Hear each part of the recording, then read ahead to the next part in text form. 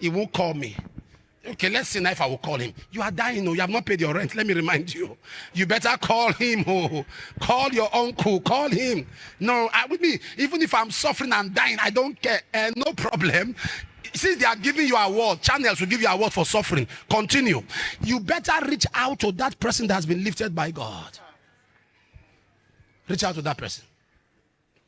Am I communicating here? Reach out to that person. Reach out to that person. Reach out to that person. We wanted to use a particular location somewhere in the country many years ago. And they said, we can't use the place. And I said, why? They said, we can't use the place. That we can't use the place, blah, blah, blah. Said all kinds of things. And someone said, the only person that is even more powerful than the governor, in other words, because of how he stood with the governor, is the SSG of that state. When they told our leaders in the Crusade, team, those ones said to me, I said, I don't know him. I don't know who knows him. I was supposed to reach out to me and mention this name. I said, that guy was my classmate in school. He was my classmate. Give me his number. They gave me his number. I said, good day, sir. How are you, sir? Yes, sir. Now the first until 9 hand the long pass. Yes, sir. He said, who is this? I said, Apostle. So he called me a name they were calling me in school. So we started laughing. He said, I've been looking for you to pray for me. I kept quiet. I said, this sounds good. This sounds good. They find me. It sounds good. He said, I've been looking for you to pray for me. My wife watches you a lot. We love your ministry. This is what you call me. Jesus, I'm blessed. What is it? I said, we want to. He said, come, carry. Use. Will you come by yourself or it's your people that are coming? I said, I'm coming. He said, I'll be there throughout. I'll be there. What of cars? You need cars. What of security? You need security. What of this? He said, I will bring His Excellency. I will bring the full cabinet. I will bring. But I called. I started with sir. Yes, sir. I didn't go, hello. Hey, my guy.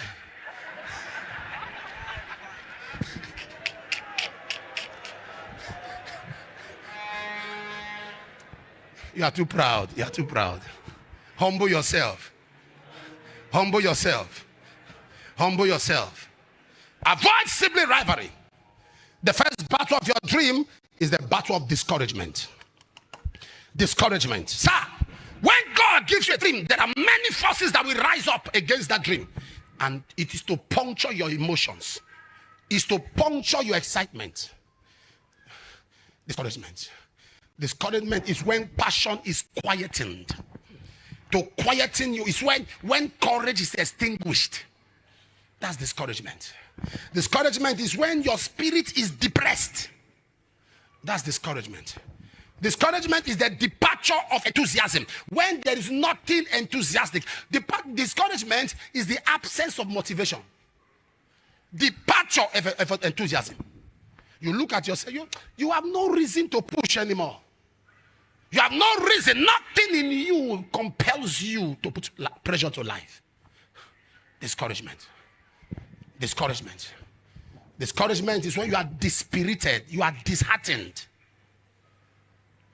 Discouragement is when you are emasculated. You are deterred. Discouragement. In Joshua chapter 1 verse 9, when Joshua took over the mantle, the Lord was very specific in talking to him. He said, I've commanded thee. He said, be strong and of a good. In other words, this thing I've given you, I've told you are going to be great, but as you go, you will see things that will shake your faith. In this venture, things, can I beg you, no matter the gang up you see, it should not affect your courage level. No matter the conspiracy you see, you should be courageous. Am I speaking to somebody here? Courage is not the absence of shaking. It is resilience in the midst of shakings. It's not the absence of shaking. It is resilience in the midst of shake akobata, that you are seeing confusion, you are still standing. You are seeing mountains, you are still standing. You are seeing obstacles, you are still standing. You are seeing resistance, you are still standing.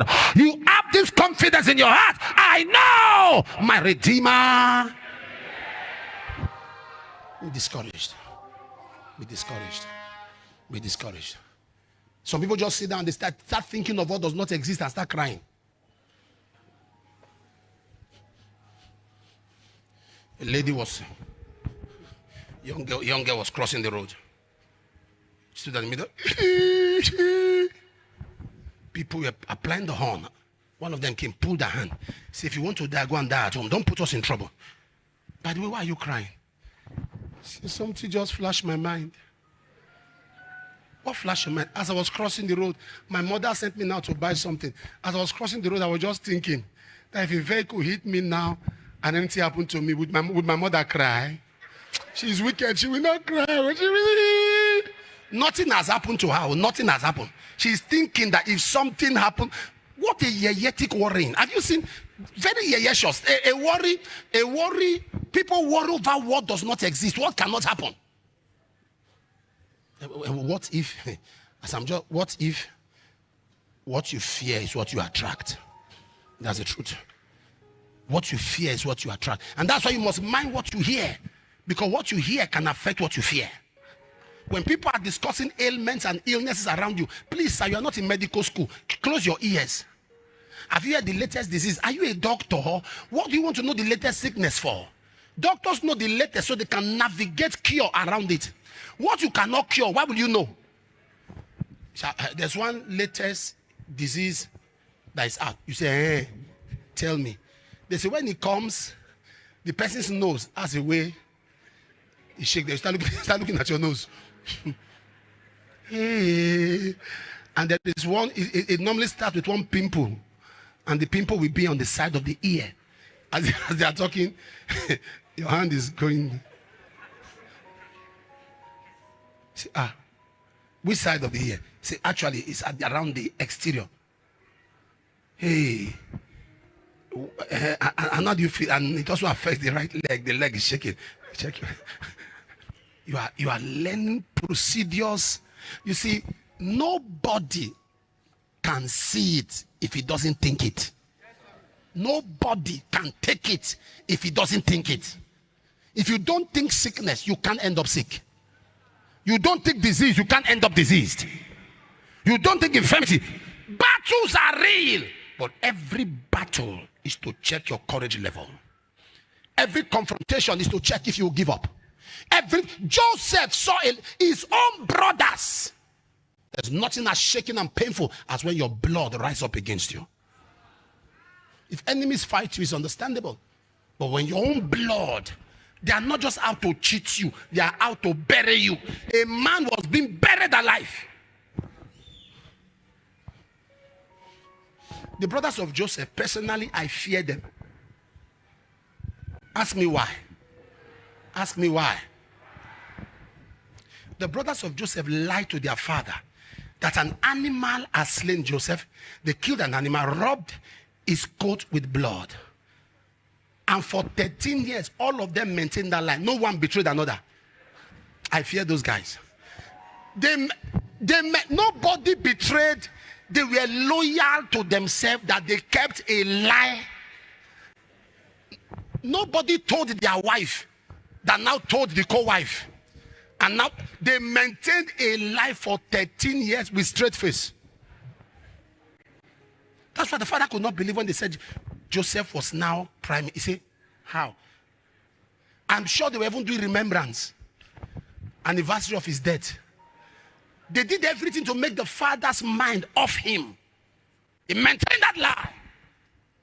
You know what it means when people think that Joseph just forgave his brothers when he saw them. No. He put them in prison. Did he pay them? Oh, that's what they taught you, that he just saw his brothers and just pardoned them and let them go. It's okay. Oh, don't worry, God. He put them in prison first. 3 days, no food. Before you look, you say, I fear God. I fear God. In the book of Genesis, I think 40 something. He put them in prison for 3 days. After he said, I fear God. The thing got to him. His own brothers were rehearsing and practicing his death. Go back to verse 17. Go back to verse 17. Let's read together. 1, 2, go. Okay, go to verse 16. Hold on. Verse 16 so that you can have a proper context. Send one of you, let him fetch your brother, and ye all shall be kept in prison, that your words may be proved whether there be any truth in you, or else by the life of Pharaoh surely he has spies. You know what he was doing? He was getting back at them. 1 to go. Put them all together into what? 3 days. Verse 18. Joseph said unto them on the third day, this do I live, and I fear God. The thing got to you. So you think that forgiveness is memory loss? Forgiveness is not memory loss. When people hurt you and you react, you are being human. You are not a sinner. But don't take your action beyond that place. Don't take your action. So people say, you offend me. I'm trying to react. Say, are you not a Christian? Eh. You that did it, you didn't know I was a Christian before you did it. You offend me as a pastor. I'm taking steps. You say, pastor, why can't you leave matter for God? Did you leave me for God before you offended me? In this matter now, God is not even involved. The Bible says the heavens of heaven in the Lord, the earth has given to the sons of men. Somebody insult you on social media, you shouldn't respond. God does not have a Twitter handle. God does not use his Facebook. God, it is for men. Let's talk as men. Leave God. This one, God does not use Instagram. God does. What is God's Instagram handle? You insult me on Instagram, I insult you too. We are both of us are. It's banter. It's called banter. So don't bring my religion into it. Apostle, are you not a child of God and you are insulting me? Are you not a child of the devil? Why will you insult me too?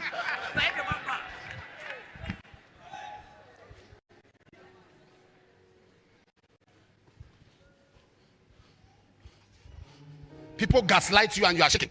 They gaslight you and you think that's spirituality. Jesus look at Herod rather. He said, let me speak to this fox.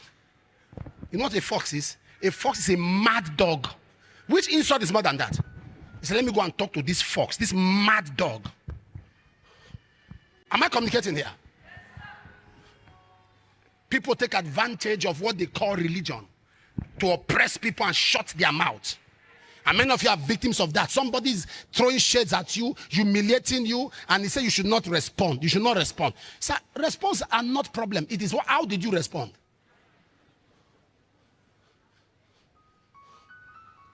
Am I telling you something here?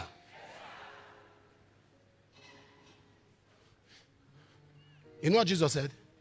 He says, settle your case with your adversary lest he takes you to court. He didn't say he should not take you. He said, settle or else they will take you. So it's very important that you don't allow people gaslight you and people make you feel handicapped. Render you. And there are some of you looking at me right now. The only problem you have is that everything gets to you. That's discouragement. Papa, what do you mean, Papa? Don't you know I am very emotional?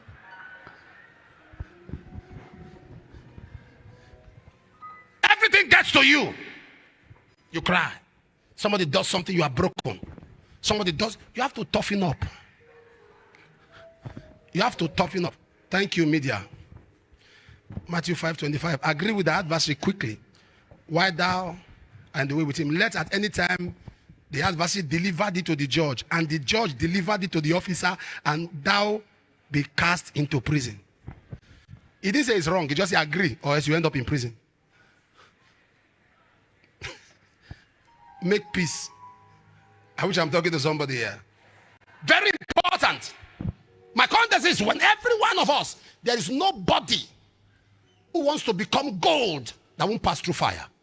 Fire is not a beautiful experience. When you pass through the fire, no matter the heat, you stand tall. Any man you see that's great today, ask him for their stories. When you hear their story, you discover that their glory will not have been desirable. When you hear their story, you discover that the trophy they have today will not have been desirable. When they juxtapose the story and the glory, you're like, no, I can't go through this. Because it was full of pain. It was full of mockery. It was full of shame. Isaiah 42 verse 4. Am I blessing somebody? Isaiah 42 verse 4. And it shall not fail, nor be discouraged, till he set judgment in the earth. And the isle shall wait for his law. He shall not fail or be discouraged. So once a man gets discouraged, he's applying for failure. Once a man gets discouraged, he opens up himself for failure. You have to be defiant. You have to be defiant. You see, nothing will boost your courage like comparing your problem to God. When you compare your battle to yourself, you compare your battle to your region, then you'll be discouraged. Why was David bold? When he looked at Goliath, he looked at God. Before God, this is too small. Never compare your problem with yourself. Compare your problem with your God. Never compare, I repeat it, your problem with yourself. Compare your problem with your God. Report your problem to God. Elijah was suicidal. He got to a point where he was saying in 1 Kings 19 verse 4, he said he's not better than his father. God should take his life. Meaning what he was going through, despite the anointing. Let me shock you. How many of you know Elijah commanded fire from heaven? And 450 prophets of Baal, 400 prophets of Baal, 450 of the group were killed. But he ran from Jezebel. I want to believe that Elijah must have prayed privately against Jezebel. And nothing happened. A man that killed 850 men could not kill a woman. So that's why he was discouraged. Why is this thing not working? I commanded fire, it came. Who is this woman? Jezebel said, I will take off your head by this time tomorrow. Jezebel said that to him. He said, tell Elijah I will take off his head. Meaning, by this time tomorrow, he will be dismembered, he will be dead. Elijah ran and stayed under the tree and said, God, take my life. If you really wanted to die, the person that wanted to kill you,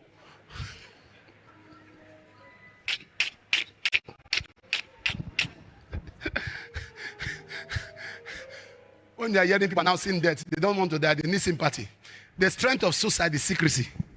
People that really want to kill themselves, they just do it silently. When you hear somebody say, you want to die.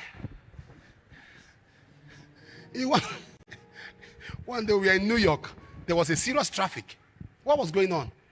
A young man brought a gun and said he wants to blow up himself. Anybody come in, he will threaten them. So they go back. So the NYPD, the police, the New York department said, please take it easy. Think of your parents. Think of your loved one. So I was asking, why this traffic? So me, in my Nigerianness, I came there to go and look. He went to kill himself. I didn't want to say, die now, let's pass. Later I said, Apostle, Nigeria has affected your man.